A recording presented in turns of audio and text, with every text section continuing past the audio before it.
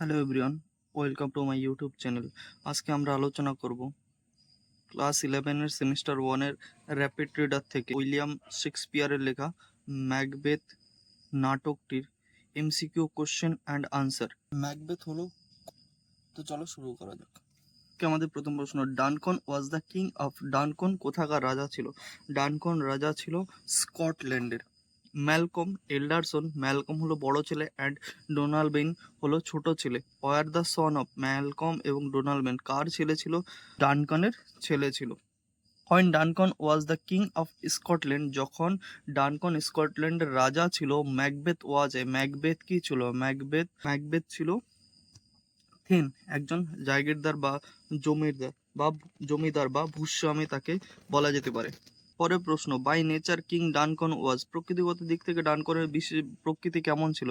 উত্তর হবে বেনুভোলেন্ট, মানে দয়ালু রাজা ছিলেন একজন। The first of the three witches saluted Macbeth with the title of. প্রথম যে তিনটে ডাইনির সঙ্গে সাক্ষাৎ হয়েছিল তারা ম্যাকবেথকে কি নামে, কি হিসেবে সম্বোধন করেছিল? ম্যাকবেথকে সম্বোধন করেছিল থেইন অফ গ্ল্যামিস, গ্ল্যামিসের জমিদার। How many were sisters appeared before Macbeth and Banquo, কতগুলো ডাইনি বা ওয়ার সিস্টার মানে একই রকমের বোন, যেটা ডাইনিদেরকেই ওয়ার সিস্টার বলা হতো, কতগুলো ম্যাকবেথ আর বাঙ্কোর সামনে ছিল তিনটে।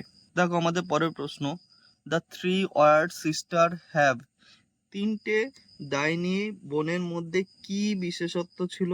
তিনটে ডাইনি বোনদের মধ্যে বিশেষত্ব এটা ছিল, তাদের সবার কি ছিল? বিয়ার্ড, দাড়ি ছিল। After meeting the witches while returning Macbeth was conferred the title, ম্যাকবেথের ডাইনিগুলোর সঙ্গে সাক্ষাৎ হওয়ার পর যখন সে ফিরে আসে, ম্যাকবেথ ওয়াজ কনফারেড, ম্যাকবেথকে কি নিহিত করা হয়েছিল? ম্যাকবেথকে নিহিত করা হয়েছিল, উত্তর হবে থেন অফ কার্ডার। পরের প্রশ্ন, the second which greeted Macbeth as, দ্বিতীয় যে ডাইনি ছিল সেটা ম্যাকবেথকে কি বলে অভিবাদন জানিয়েছিল? সেটা ম্যাকবেথকে অভিবাদন জানিয়েছিল থেন অফ কার্ডার হিসেবে। পরের প্রশ্ন number 10, the third witch foretold that Macbeth would be the, তৃতীয় ডাইনিটা ম্যাকবেথকে নিয়ে কি ভবিষ্যৎবাণী করেছিল? ম্যাকবেথকে নিয়ে তৃতীয় ডাইনিটা ভবিষ্যৎ করেছিল কিং অফ স্কটল্যান্ড, স্কটল্যান্ডে সে রাজা হবে। পরের প্রশ্ন 11 দাগ, the name of Macbeth castle was, ম্যাকবেথের যে ক্যাসেল ছিল সেটার নাম কি? দেখো এখানে ম্যাকবেথের ক্যাসেলের নাম হবে ইনভারনেস, মানে নারকের সাদৃশ্য, যেখানে ইনভারনেস, এটা দেখো ইনভারনেস একটা এস আছে, উচ্চারণ একই হলেও ইনভারনেস যেটা হবে সেটা ডবল এস হবে, তাহলে অপশন বি INVERNE, যেখানে এস দুবার থাকবে সেটাই হবে Inverness. Macbeth slew Duncan with, ম্যাকবেথ ডানকনকে বধ করেছিল কিভাবে? 1:2, এক আঘাতেই ম্যাকবেথ ডানকনকে বধ করেছিল। নেক্সট পরের প্রশ্ন, the ghost of Banquo was visible only to, বাঙ্কুর ভূত একমাত্র কে দেখতে পেয়েছিল? বাঙ্কুর ভূতগুলোকে একমাত্র দেখতে পেয়েছিল ম্যাকবেথ, তাহলে অপশন এ ম্যাকবেথ। নেক্সট আমাদের পরের প্রশ্ন, Macbeth found the witch in a, Macbeth হুইচগুলোর সঙ্গে কোথায় সাক্ষাৎ হয়েছিল ম্যাকবেথ, বা কোথায় পেয়েছিল? তাহলে অপশন এ কেভ, গুহার মধ্যে ম্যাকবেথের সঙ্গে সেই ডাইনিগুলো দেখা হয়েছিল। ম্যাকবেথ ওয়াজ শোন দ্য শ্যাডোজ অফ, ম্যাকবেথ দেখতে পেত ছায়া মূর্তি বা ছায়া, কাদের ছায়া দেখতে পেত? ম্যাকবেথ ছায়া দেখতে পেত 8 কিংস, 8জন রাজার। ম্যাকবেথ শার্ট হিমসেলফ, ম্যাকবেথ নিজেকে আবদ্ধ করে রাখে, কোথায় ম্যাকবেথ নিজেকে আবদ্ধ করে রেখেছিল? তোমরা যারা নাটকটা পড়েছো তারা অবশ্যই জানো ম্যাকবেথ নিজেকে আবদ্ধ করে রেখেছিল ক্যাসেল, মানে তার দুর্গে।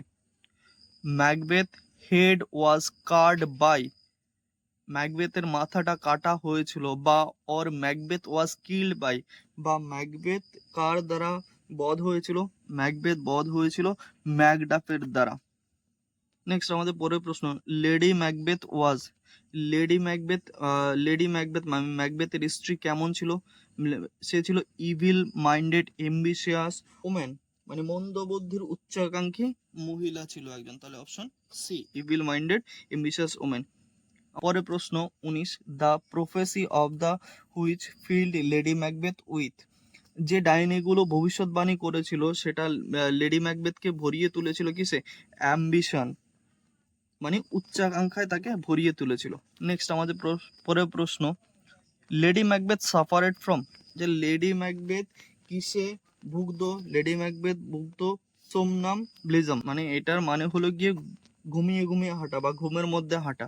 নেক্সট আমাদের পরের প্রশ্ন 21 দাগ দেখো, lady Macbeth died by, lady Macbeth কিভাবে মারা গেছিল? লেডি ম্যাকবেথ মারা গেছিল কমিটিং সুইসাইড, আত্মহত্যা করেছিল। The first spirit warned Macbeth to beware of, প্রথম যেই ডাইনিটা ছিল সেটা ম্যাকবেথকে কার থেকে সাবধান থাকার জন্য ওয়ার্নিং দিয়েছিল বা সতর্ক করেছিল? আমরা অবশ্যই জানি ম্যাকডাফের থেকে সতর্ক থাকার কথা বলেছিল। Macduff was the then of, Macduff কোথাকার জমিদার ছিল? ম্যাকডাফ ছিল পাইপের জমিদার। পরের প্রশ্ন 24 দাগ, Macduff's wife's and children are killed by, ম্যাকডাফের স্ত্রী এবং সন্তানদের কে মেরেছিল? ম্যাকবেথ মেরেছিল। নেক্সট কোশ্চেন 25, বাঙ্কুর সন ওয়াজ, বাঙ্কুর ছেলের নাম কি ছিল? বাঙ্কুর ছেলের নাম ছিল Fleance, option B. With soft music, মৃদু সঙ্গীতে দ্য উইচেস ওয়ার, সে ডাইনিগুলো কি করতো? তাহলে অপশন সি, ডান্সিং, নাচ করতো।